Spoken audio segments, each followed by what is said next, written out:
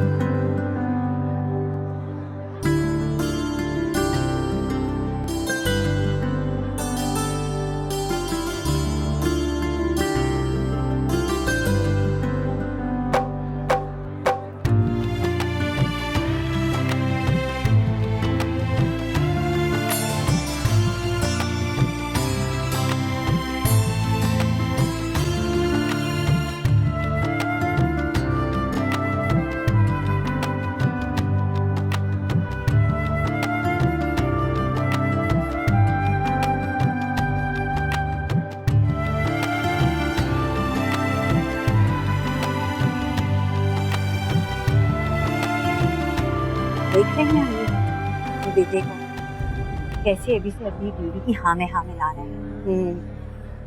शर्म आया तो बेच के खा गए दोनों। चलो खैर, तुम्हारी नन तो थी ही ऐसी। अरशद ने देखो कितनी जल्दी इसका रंग पकड़ा है जादू करने का। ठीक कहा आपने, बहुत ही चालाक और मकार लोग हैं। हे बेटा, ये तुम्हारी वजह से ये बला मैंने अपने सर मढ़ ली। मुझे तो अपनी राजधानी डूबती हुई नजर आ रही है।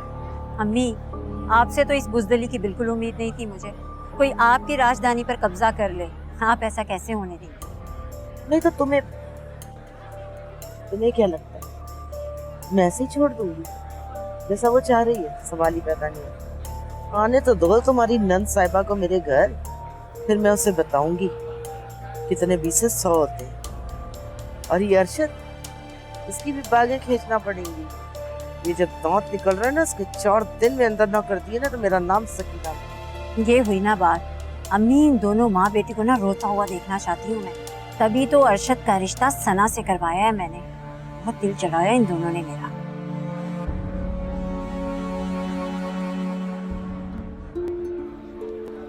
क्या बात है अंकल, क्या सोच रहे हैं आप?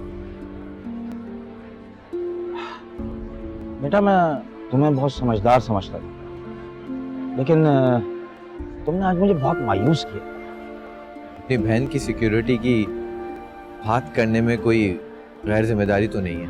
नहीं है, लेकिन इस भरी महफिल में इस तरह से बात करना तो अक्ल और शऊर की अलामत नहीं। देखो, अगर तुम्हें कुछ खदशात थे भी तो तुम मुझसे कहते। मैं इस घर का सरबराह था, मैं उसे दूर करने की कोशिश करती, लेकिन इस तरह तो तुम रुसवा ना करते। तुम हमारे दामाद हो, मैं तुम्हारी शराफत का कायल हूं, इसलिए मैंने तुम्हारी बात मानी। ना, जिस तरह से तुमने बात की थी, जिस टोन में तुमने बात की थी, वो मानने वाली नहीं थी। ऐसे हाल में पता है क्या होता है? बारातें वापस लौट जाया करती हैं। मेरी बहू नहीं, मेरी बेटी है, मैं उसे बेटी बनाकर ले जा रहा हूँ, इंशाल्लाह बेटी की तरह ही रखूंगा। मैं तुम्हें एक बात बताऊं, और ये मेरी जिंदगी का निचोड़ है कि ये पैसा दौलत ये सब कुछ जो है ना, ये खुशी की जमानत नहीं होती। दिल का एतमाद, ताकत, ये जो है जिंदगी को सहल बना। बिल्कुल ठीक है।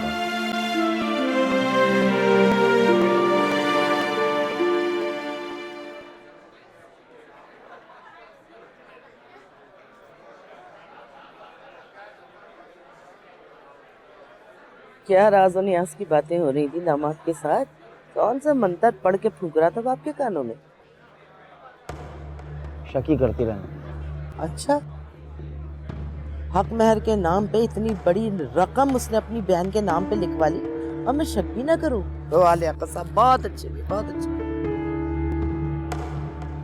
मुझे लगता है आप दोनों बाप बेटे के ऊपर जादू करा दिया। देखना, कल ही जाती हूँ पीर बाबा के पास। चलिए जाना, वो तो बात की बात है। फिलहाल तो तुम ऐसा करो कि रुखसत ही करवाओ। मैं क्यों करवाऊं? जिसको शौक है वो करवाए। हद करती हो सकीना बेटा, दुनियादारी भी कोई चीज है। जाओ जाके नौमान की माँ से बात करो। इतनी रात हो गई है और तुम्हें पता है कि कराची के हालात क्या हैं।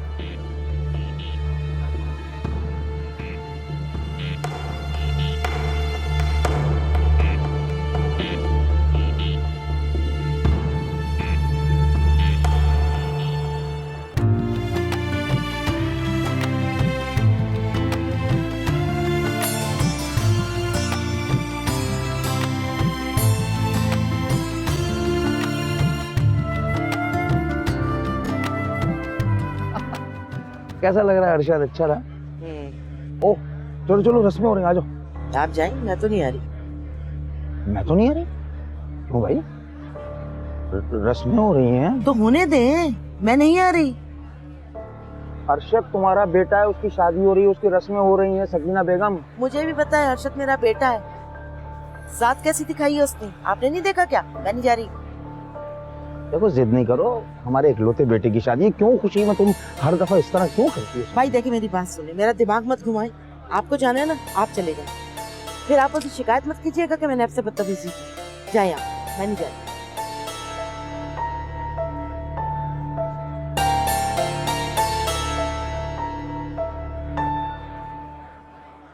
ये जो चेहरे पर दुख के असरात, ये बहन की रुखसती का गम है या अरीबा के चले जाने का अफसोस? तुम्हें पता है ना, तुम्हारे अंदर वो जज्बात है, किसी की सलाहियतों को समझ सको, किसी की सोच को समझ सको। तुमसे तो बात करना ही फजूल। जब शौहर के दिल में किसी और औरत के लिए जज्बात पैदा हो जाएं, तो फिर बीवियां ऐसे ही बेहिस हो जाती हैं। तुम और तुम्हारी सोच दोनों फजूल। मुझे बिल्कुल अंदाजा नहीं था है ना, तुम इस मौके पर अपना असल रूप दिखाओगे। जब तुम खुशी के मौके पर सोग मना सकते हो, तो फिर मैं क्यों? फजूल बातें बंद करो।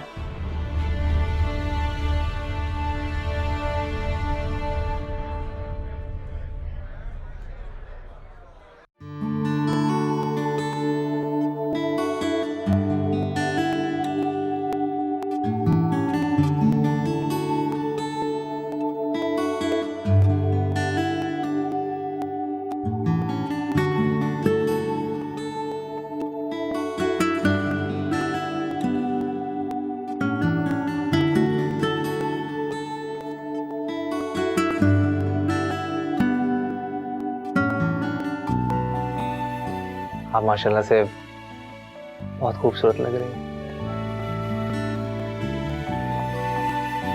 आपको पता है, मैं तो डर ही गया था, अगर आपसे मेरी शादी ना होती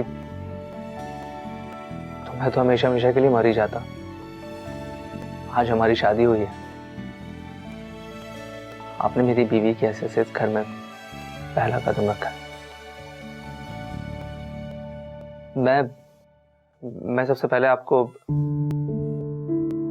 इस घर के बारे में कुछ बताना चाहता हूँ। देखिए, मेरे इस घर में मेरे माँ बाप भी रहते हैं, जैसा कि आपको पता है, जिनको किसी भी काम के लिए आपकी जरूरत पड़ सकती है। और जरूरत पड़े ना पड़े, अम्मा तो बस कोई भी काम बोलती रहेंगी आपको बस। मगर आप किसी के दबाव में मत आइएगा। मैं आपको यहाँ अपनी बीवी बनाकर लाया हूँ। किसी को कोई हक नहीं पहुंचता कि आपको कुछ कहे। लेकिन देखिए, आप यहाँ मेरे इस घर में मेरी बीवी बनकर आई, तो आप सिर्फ वो मानेंगी जो मैं हुक्म करूंगी। जैसे आप कहें। और हाँ, एक बात और, देखिए, आप बस की बात है, हिना है तो मेरी सगी बहन, लेकिन नाकाबिल एतबार है। वो जब भी आती है ना इस घर में तो अम्मा अब्बा के कहानी भरती रहती है बस। मेरा मशवरा है कि आप उसे थोड़ा दूर ही रहिएगा। कोई जरूरत नहीं है आपको उसके आगे पीछे पड़ने की। लेकिन अगर वो मुझसे नाराज होगी तो? आखिर हैं तो वो मेरी भाभी। नुमान भाई से गिला कर दिया उन्होंने, फिर? अरे तो करती रहे, मियाँ बीवी का आपस का मामला है। और नुमान भाई और वो खुद जाने, हम कौन होते हैं बीच में बोलने वाले। हमें तो बस आपकी खुशी और आपके आराम का ख्याल रखना है।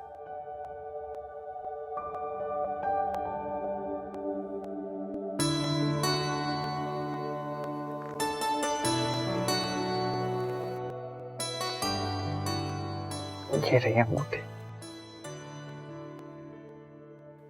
ये मुंह दिखाई के लिए अम्मी और हिना बाजी ने खरीदा था तुम्हारे लिए। ये अंगूठी हमेशा पहने रखना। ये हिना बाजी और अम्मा की तरफ से मुंह दिखाई का तोहफा है।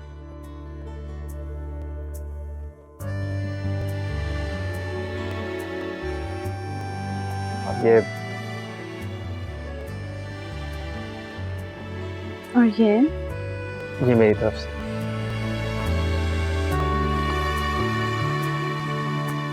दो तोहफे। मैं अम्मा की दी हुई अंगूठी से मुतमईन नहीं था। मैं तो आपको ऐसा तोहफा देना चाह रहा था जो मेरी सना की शान शान।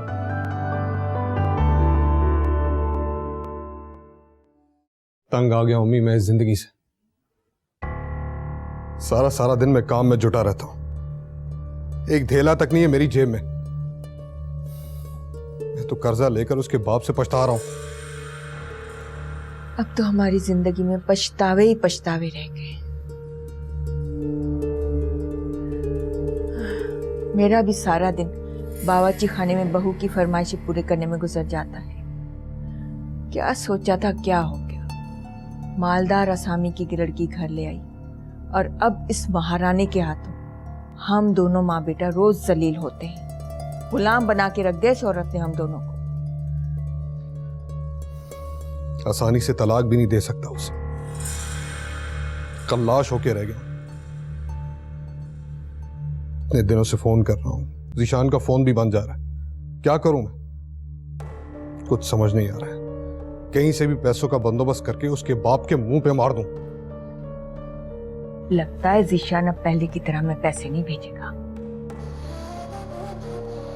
क्या किस्मत लाई थी अरीबा अपने साथ। जीशान भी काम पे लग गया था, रिफत भी कमा रही थी, और तुम्हारे पास कुछ न होते हुए भी कभी तुम्हारी जेब खाली नहीं रही। हाय हाय, क्या गलती कर दी मैंने। अरीबा जैसी बेजबान बहू को खोके हिलकर पानी भी नहीं पीने देती थी मुझे।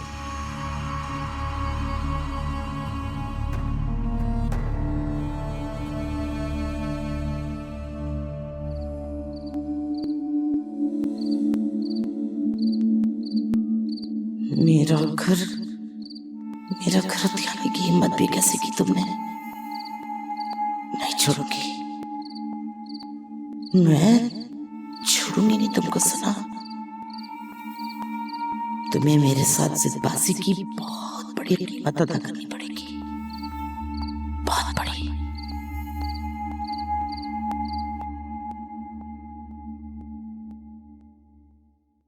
मैं अपनी बहन की सिक्योरिटी मांग रहा हूं। उसी घर में उसे बहू बनकर आना। अपने शौहर का घर है, अगर शौहर उसके नाम पे घर लिखवा देता है तो किसी को प्रॉब्लम नहीं होनी चाहिए।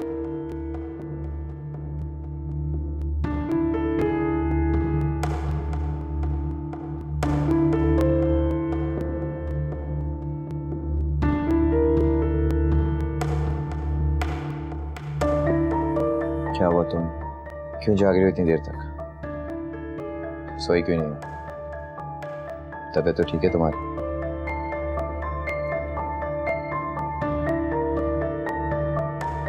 समझ गया मैं। अपने भाई का घर बसने का शोक मनाया जा रहा है। तवील अरसे तक शोक मनाओ, हमारा मजहब मना करता है ना। अपना मूड ठीक कर लो, इस हकीकत को एक्सेप्ट कर लो, इसके सिवा तुम्हारे पास कोई चारा नहीं। एक्सेप्ट कर लो। बहुत देर हो गई, अब तुम सो जाओ।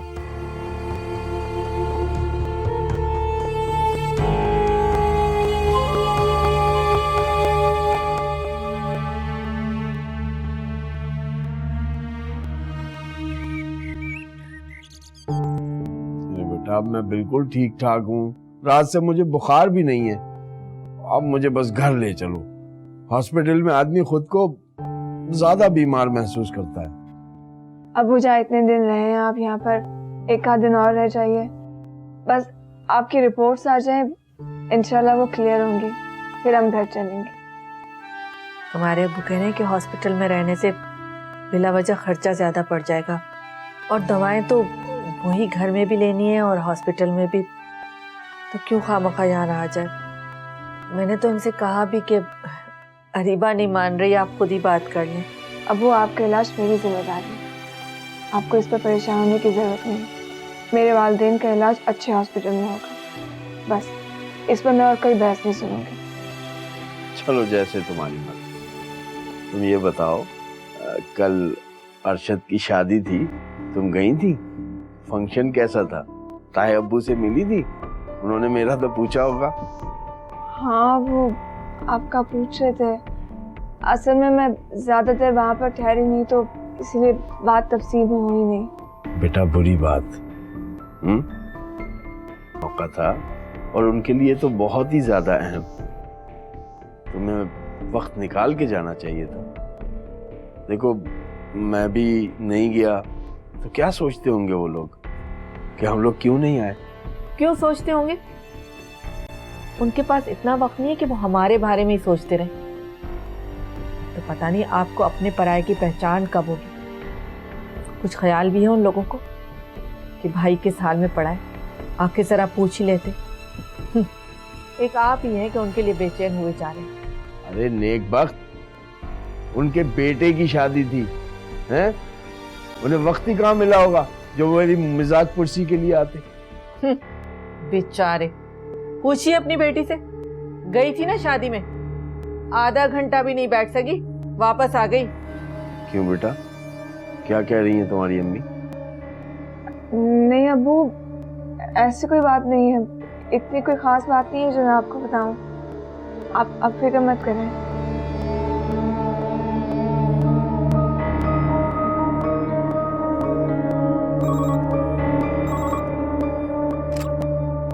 जी सर।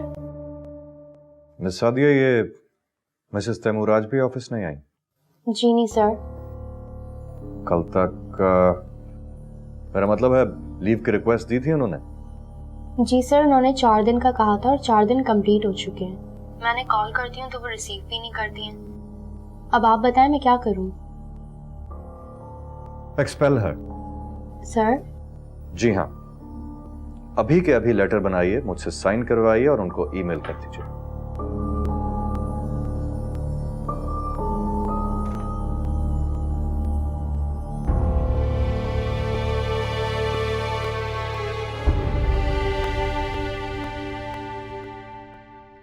देखा अम्मी आपने, कितनी देर से मैं इस घर में आई हुई हूँ और सना एक दफा भी अपने कमरे से निकल कर नहीं आई बाहर। हालांकि सलाम करने में पहल उसे करनी चाहिए थी, मैं उसकी बड़ी और अकलौती ना दूं। अरे बेटा, अब वो तुम्हारी वो दब्बू किस्म की नंद नहीं रही जो तुम्हारे तेवर देखकर सहम जाया करती थी। अब वो इस घर की बहू है, अरशद साहब की लाडली और चहीती बेगम। वो तुम्हारे चोंचले क्यों उठाएगी? सोचा क्या था और हो क्या क्या। मेरा तो बस नहीं चलता उसे 1 मिनट में इस घर से चलता कर दूं। जायदाद के चक्कर में सना की शादी अरशद से करवाई थी, उल्टा क्या हुआ, जायदाद तो हाथ से गई गई, ये घर भी हमारे हाथ से गया। से कहते हैं, हाँ बैल मुझे मार। तुमने नौमान से बात नहीं की ना? ये सब किया धरा नौमान का है और तुम्हारी भी गलती है ना। तुम्हें शौहर को अपना हम ख्याल करना चाहिए था पहले। अरे औरतें तो पट्टियां पड़ा पड़ा के अपने शौहरों को अकल से पैदल कर देती हैं, और एक तुम। अरे अपने भाई को देख लो, सना दिन कहती है तो कहता दिन है, सना रात का है तो कहता रात है। अभी भी महारानी के काम से गया है। हलवा पूरी और निहारी की फरमाइश की है मैडम ने। कैसा सटपट दौड़ के गया लेने के लिए।